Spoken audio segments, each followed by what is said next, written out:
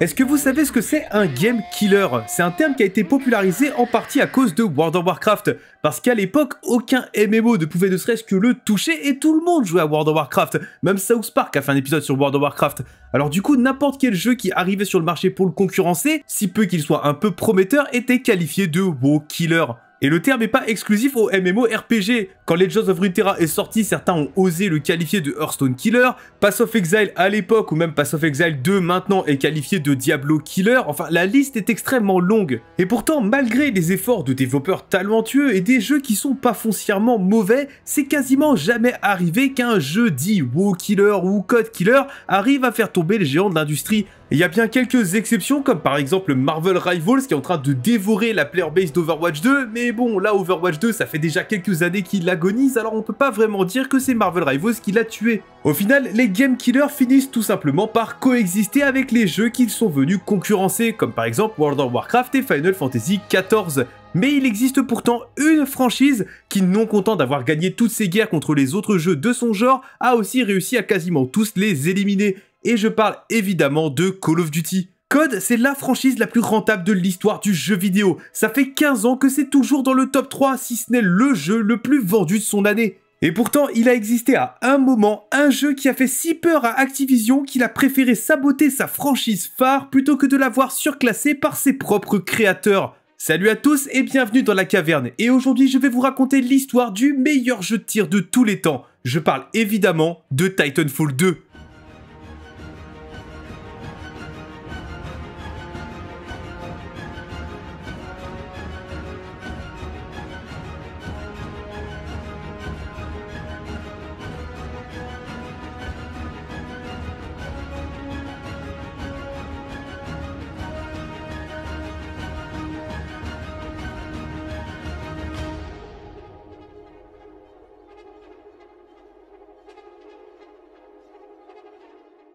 Ces deux mecs-là, c'est Vince Zampella et Jason West, les cofondateurs de Infinity Ward, les créateurs de la franchise Call of Duty. Et en 2007, ils vont sortir Modern Warfare, qui est un succès phénoménal, à tel point qu'ils vont aller voir Bobby Kotick, le PDG d'Activision qui édite leur jeu, pour négocier déjà un très gros bonus, mais surtout d'avoir le contrôle total sur la licence Call of Duty.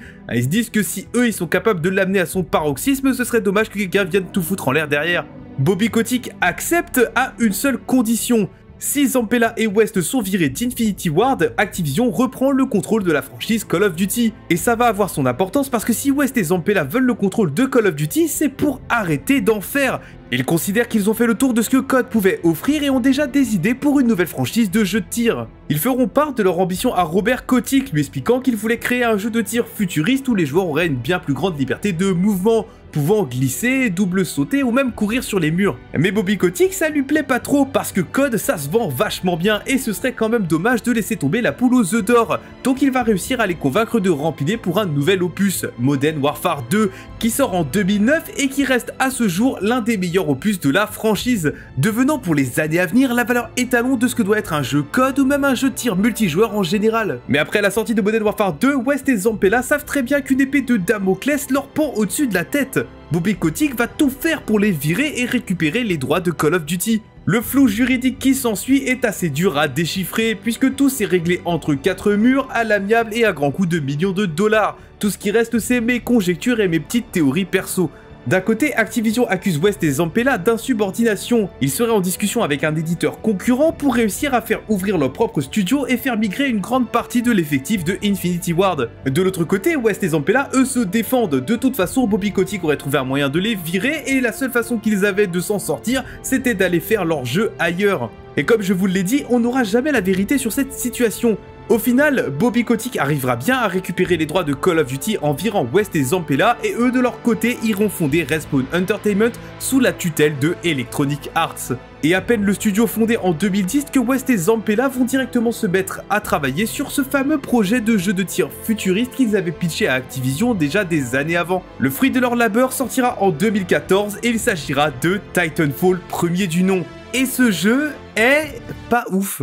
Titanfall 1 est absolument criblé de défauts, alors par contre c'est à des années-lumière d'être un mauvais jeu, et beaucoup des promesses de West et Zampella sont parfaitement tenues.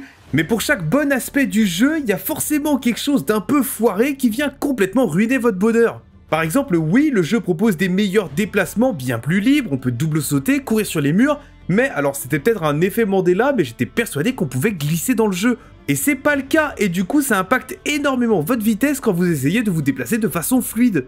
Les armes, alors déjà elles sont pas très nombreuses, mais par contre elles sont toutes très bien designées, sauf le Smart Pistol MK5, un pistolet qui tue en 3 tirs dans la tête et qui verrouille automatiquement les têtes de vos adversaires. 1, 2, 3, soleil, t'es mort. Alors oui, je comprends le principe, puisqu'on met une emphase sur le déplacement, il faut un moyen de suivre les pilotes qui se déplacent à Mach 5 sur la carte. Mais l'arme est juste devenue un vecteur de toxicité, leur utilisateur étant moqué ou même insulté pour utiliser une arme jugée non skillée. Du côté des modes de jeu, l'indémodable match à mort par équipe a été remplacé par la guerre d'attrition, où encore une fois chacune des équipes doit marquer un score précis afin de gagner la partie, mais cette fois-ci au lieu de juste vous confronter aux autres joueurs qui incarnent des pilotes, vous avez aussi l'occasion de tirer sur des soldats gérés par l'ordinateur, ce qui permet de mieux rythmer la partie parce que si vous trouvez pas un pilote pendant 5 minutes, au moins vous aurez quelques soldats à vous mettre sous la dent. Et tuer des soldats réduit aussi le temps d'apparition de la gimmick principale du jeu, votre titan. Dans chaque partie de Titanfall, tous les joueurs, aussi nuls soient-ils, obtiendront au moins une fois leur titan. Il prend environ 4 minutes à réapparaître, mais chaque élimination réduit ce délai. Et ce grand méca de 10 mètres de haut que vous allez piloter peut retourner complètement l'issue d'une partie. À tel point que si vous êtes un pilote et même si vous êtes armé d'une arme censée détruire les titans, vous avez plutôt intérêt à vous cacher avant de vous faire complètement one-shot.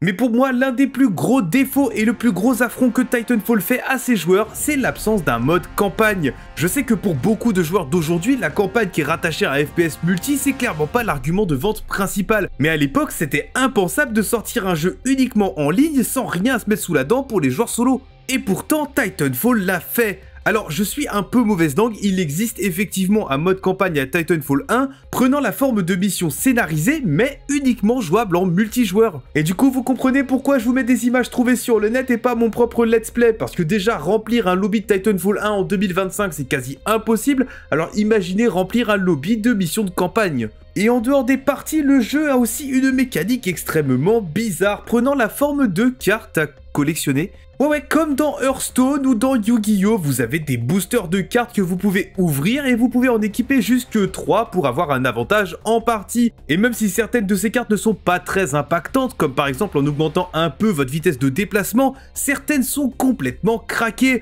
en vous équipant par exemple d'une arme boostée aux hormones, voire en vous faisant apparaître au début de la partie dans votre titan. Et vu comment les titans étaient complètement pétés à l'époque, vous imaginez même pas l'avantage que ça donnait aux joueurs qui utilisaient une de ces cartes. Et le pire dans l'histoire, c'est qu'une fois consommée, une carte devait être retrouvée aléatoirement ou refarmée. Le miracle dans l'histoire, c'est que le jeu étant sous la tutelle de EA, ces cartes n'aient pas été vendues directement aux joueurs. Alors certes, Titanfall est bourré de défauts, mais ça n'en est pas moins un très bon FPS, et ça, beaucoup de critiques ou même de joueurs s'en sont rendus compte, le jeu raflant tout un tas de récompenses et se vendant plutôt bien, en tout cas suffisamment pour impressionner Electronic Arts. Alors bon, le jeu serait peut-être un peu mieux vendu si ça n'avait pas été une exclusivité Microsoft et qu'il avait donc été disponible sur PlayStation, mais en tout cas, Electronic Arts était très content des résultats du premier jeu de Respawn Entertainment, suffisamment pour autoriser la mise en chantier d'une suite, et cette fois-ci Respawn est catégorique. Ils ont compris, ils ont entendu les joueurs, ils savent ce qui n'a pas fonctionné dans Titanfall 1, et Titanfall 2 sera un jeu parfait qui corrigera tout ce qui n'allait pas dans le premier opus. Et le pire, c'est qu'ils ont réussi.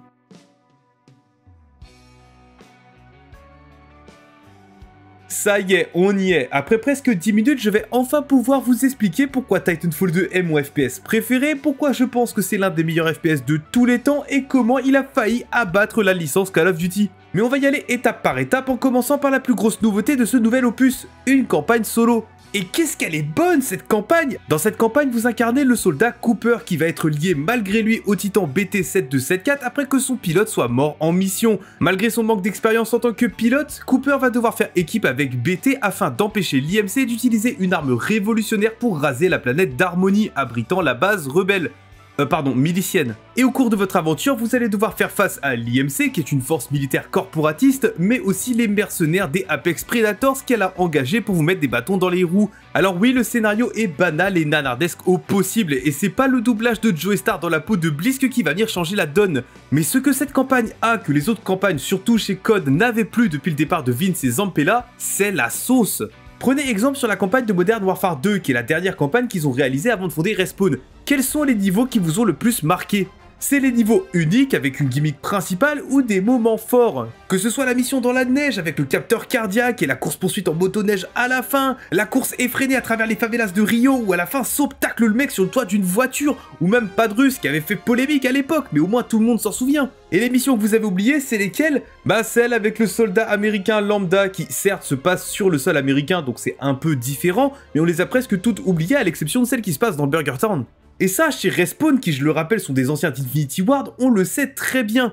Alors quand ils créent la campagne de Titanfall 2, ils font très attention à rendre chaque niveau unique et mémorable à sa manière, nous donnant l'une des meilleures campagnes FPS de tous les temps. Chaque niveau est une leçon de game design à tel point que je pourrais faire une vidéo qui parlerait individuellement de chacun d'entre eux. Mais pour rester succinct, je vais seulement parler de mes 3 niveaux préférés en commençant par Dans l'Abysse. Le niveau se déroule dans une usine, on sait pas trop ce qui est fabriqué mais on y suit quand même la ligne de production puisque BT a été emmené dessus. Puisqu'on n'a pas notre titan, c'est seulement en tant que pilote qu'on va devoir se débrouiller au travers de superbes phases de plateforme pour éviter toutes les parties mobiles qui ne demandent qu'à nous tuer. Le niveau est incroyablement fun, tirant pleine partie de la liberté de mouvement du joueur, mais aussi ayant un très bon storytelling, puisqu'on va comprendre petit à petit ce qui est assemblé sur cette chaîne de production, pour culminer à la fin dans notre premier combat contre des faucheurs, mais aussi contre Ash, que vous connaissez peut-être si vous jouez à Apex Legends, mais ça on en reparle un peu plus en fin de vidéo.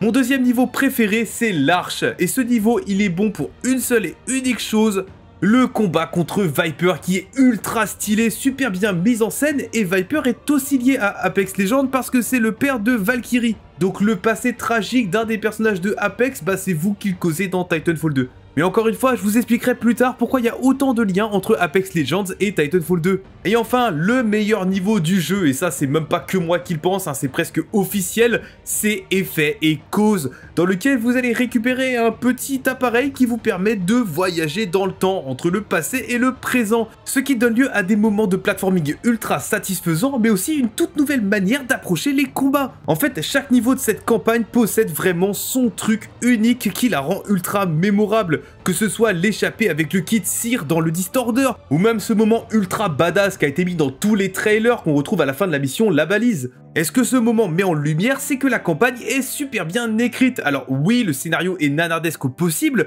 mais le duo BT Cooper fonctionne affreusement bien, à tel point que ça fait mal au cœur de voir BT se sacrifier à la fin. Oui, je sais, spoiler, mais le jeu il est sorti en 2016, vous y avez pas joué à l'époque, vous allez pas me faire chier maintenant. Mais finalement, cette campagne a tellement marqué les joueurs de Titanfall 2 que si vous leur demandez encore aujourd'hui c'est quoi le protocole 3, ils vous répondront tous la même chose avec une petite larme à l'œil et un léger pincement au cœur. Alors ok, la campagne de Titanfall 2 est si bonne qu'elle peut vous faire lâcher une larme, mais peut-être que vous qui regardez cette vidéo, quand vous achetez un jeu de tir en ligne multi, bah c'est pour jouer au multi. Et ça tombe bien parce que Titanfall 2 est, selon moi, l'un des meilleurs FPS multijoueurs jamais sortis. Tout ce qui ne fonctionnait pas dans Titanfall 1 a été changé, corrigé ou amélioré. Déjà, le simple fait de glisser permet de conserver votre vitesse, ce qui rend les pilotes bien plus agiles, venant compléter l'équilibre pilote-titan. Puisque les cartes sont gigantesques, hein, forcément faut bien que des titans puissent s'y déplacer et s'y battre. Du coup, les pilotes sont ultra rapides et agiles pour pouvoir manœuvrer dans une carte qui est beaucoup trop grande pour eux.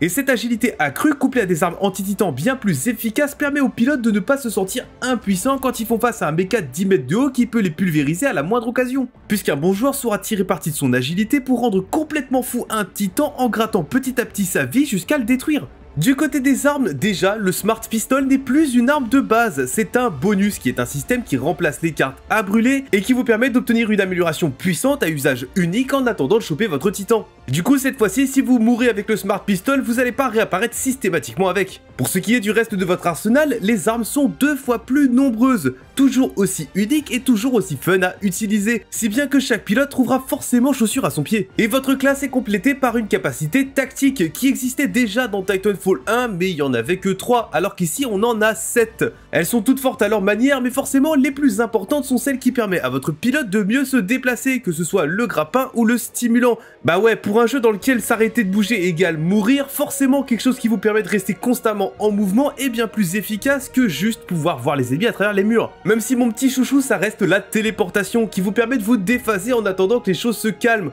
En gros, c'est un peu une carte sortie de prison quand vous êtes dans une situation désespérée. Et pour finir votre équipement, vous avez évidemment votre titan. Moi j'aime pas les titans, alors je joue que en pilote contre pilote. Bah dans ce cas, fallait pas acheter un jeu qui s'appelle Titanfall. Bref, dans Titanfall 1, la personnalisation de votre titan était assez ouverte. C'était à vous de choisir d'abord votre châssis. Est-ce que vous préférez que votre titan soit plus tanky mais moins rapide, ou plus agile mais un poil plus fragile? Et ensuite, c'était à vous de choisir votre arme. Mais du coup, il y a un premier problème qui est soulevé, c'est que, pourquoi utiliser un fusil à pompe sur un titan ultra lourd qui sera jamais au corps à corps des ennemis?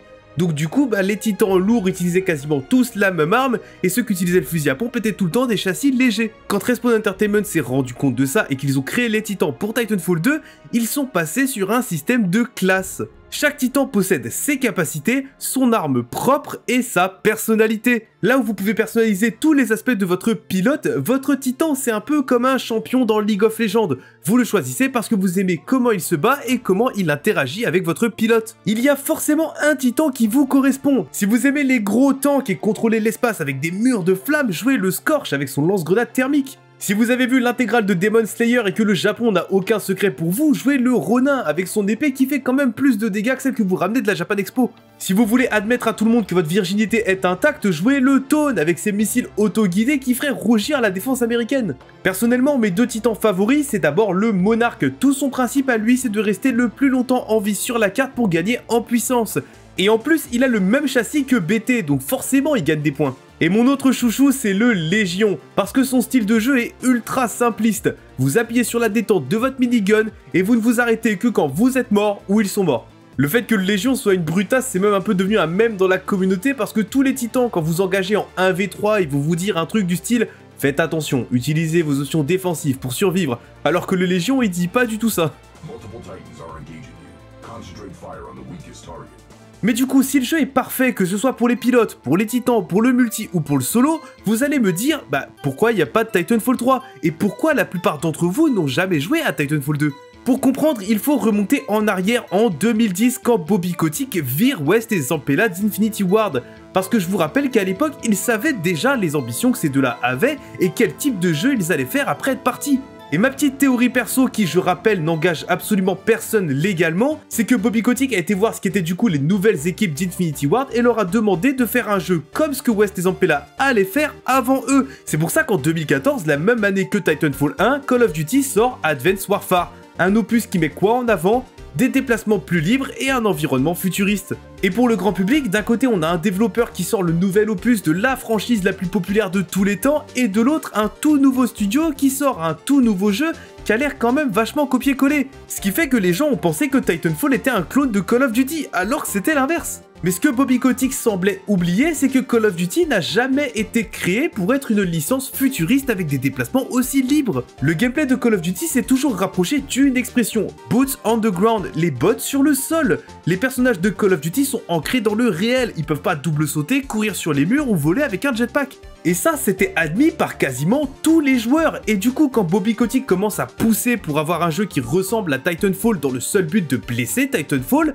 les joueurs, eux, ils sont pas contents. Et ce mécontentement culminera en 2016 par la sortie du trailer de Infinite Warfare, qui reste à ce jour la vidéo YouTube parlant de jeux vidéo la plus dislikée de la plateforme. Et à sa sortie, Infinite Warfare deviendra le jeu code le moins vendu depuis Modern Warfare, n'atteignant même pas les 15 millions d'unités vendues, chiffre qui n'avait pas été vu depuis Code 3. Mais ça, Bobby Kotick, il s'en fout, parce que malgré le fait qu'il ait sacrifié presque moitié de ses ventes juste pour blesser Titanfall, Code reste le jeu le plus vendu de son année.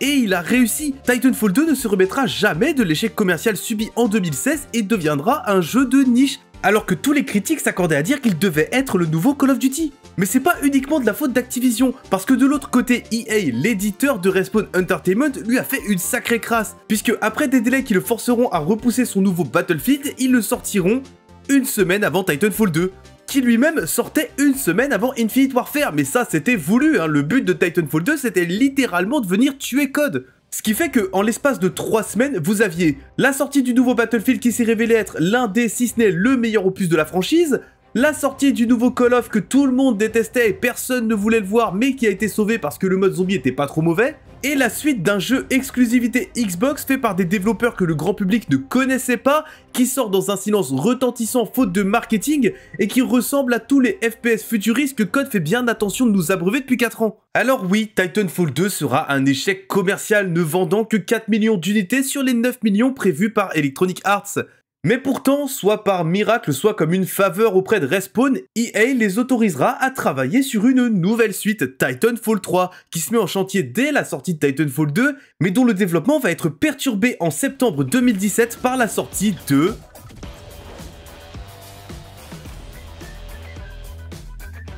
Fortnite Battle Royale. Ce jeu arrive comme un raz-de-marée dans l'industrie du jeu vidéo. Cette fois-ci, tout change. L'heure n'est plus au FPS, elle est au Battle Royale. Et ça, Respawn l'a très bien compris. Ils prennent donc la décision très difficile de changer complètement ce que devra être Titanfall 3. Ce ne sera plus un FPS multi, adieu la campagne solo. Titanfall 3 sera un Battle Royale. Il sortira en 2019 sous un nouveau nom, Apex Legends. Et Apex Legends est sûrement l'un des meilleurs Battle Royale du marché. Oui, je sais, range ton commentaire, Apex est dans un état déplorable depuis quelques mois, voire quelques années. Et les microtransactions, qui sont plus la faute de EA que de Respawn, on rappelle, sont en train de tuer le jeu à petit feu. Mais Apex Legends, quand il sort, c'est une dinguerie. Personnellement, j'étais complètement addict au jeu, au point de me lever plus tôt le matin, histoire de juste faire une partie ou deux.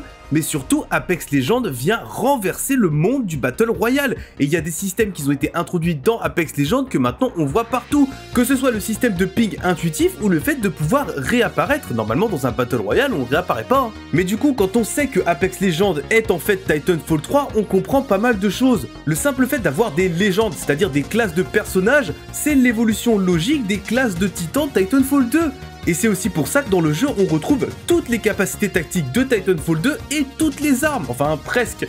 Mais du coup, puisque Titanfall 3 a été entre guillemets sacrifié pour faire Apex Legends, les joueurs s'inquiètent, est-ce qu'on aura un jour un vrai Titanfall 3? Sur ce coup-là, rien n'est moins sûr parce que Respawn n'est pas une très grande équipe et ils sont occupés par le 3e opus de Star Wars Jedi, mais si quelqu'un peut bien réussir à faire un bon Titanfall 3, c'est Respawn, parce que regardez leur catalogue de près, ils n'ont jamais sorti de mauvais jeux. Même si je rêve d'un jour où Titanfall 3 sort bel et bien, je ne pense pas quand même qu'il sera le code killer que Titanfall 2 voulait être à l'époque. Parce que après avoir suffisamment blessé les ventes de Titanfall, Call of Duty repartira comme par hasard sur des opus plus terre à terre et plus réalistes, sortant en 2019 le reboot de Modern Warfare, qui est pour moi le meilleur opus de Call of Duty jamais sorti, et je dois pas être le seul à le penser vu qu'il s'est vendu comme des petits pains. Et j'adorerais vous faire une vidéo pour vous expliquer pourquoi ce jeu a atteint des sommets qu'on n'a jamais revus dans Call of Duty. Alors dites-moi en commentaire si vous voulez voir ça. Et puis qui sait, à la vitesse à laquelle je sors des vidéos, peut-être que d'ici là on aura bel et bien eu une annonce pour Titanfall 3.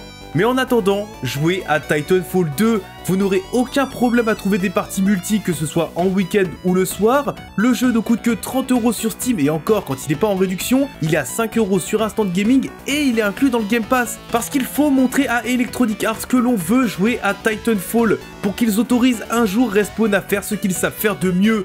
Des jeux multijoueurs innovants qui mettent une tempête à Call of Duty.